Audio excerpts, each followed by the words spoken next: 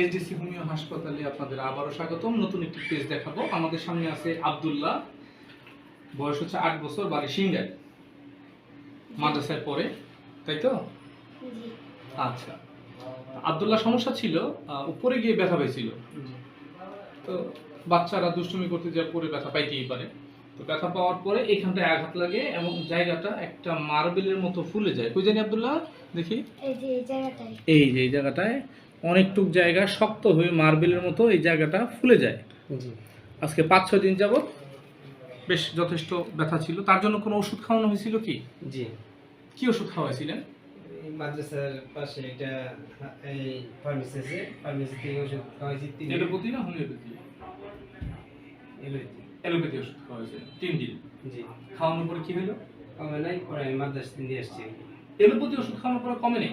জি না। এরকম কথা? কি ওষুধ দিছিল মনে আছে কি? না, ওষুধের নাম তো মনে নাই। 2 দিনের ওষুধ দিয়েছিল আর কি। ট্যাবলেট দিয়েছিল। ট্যাবলেট দিছিল 4টা ট্যাবলেট দিয়েছিল। 8টা। তো এই 8টা ট্যাবলেট খাওয়ার পরেও ব্যথা কমে নেই। তখন ওদের দেখান নাই যে এখানে ফুলে শক্ত হয়ে আছে? হ্যাঁ, দেখিয়ে দিছি তাকে। দেখে দিছে। জি, বাচ্চা নিয়ে গেছে।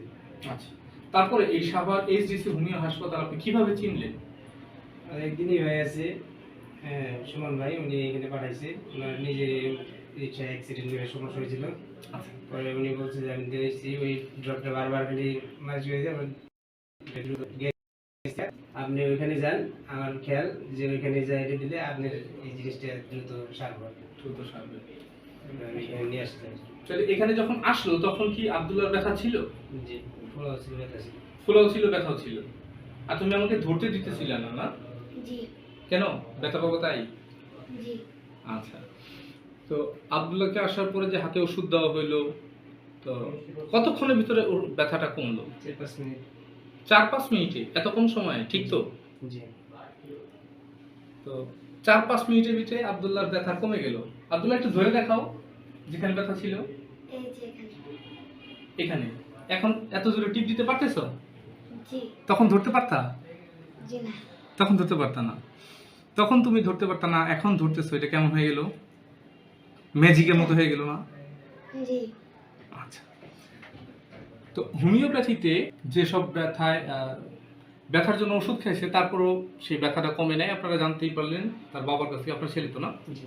তার বাবার কাছ থেকে। তো হোমিওপ্যাথি ওষুধের মাত্র 4 থেকে 5 মিনিটের ভিতরে সেই ব্যথাটা চলে গেল। তো আমরা সবাই বলি হোমিওপ্যাথি ওষুধ আস্তে আস্তে কাজ করে। আপনার কাছে কি মনে হলো বলেন? দেখলাম এটা তাড়াতাড়ি গেছিল উনি।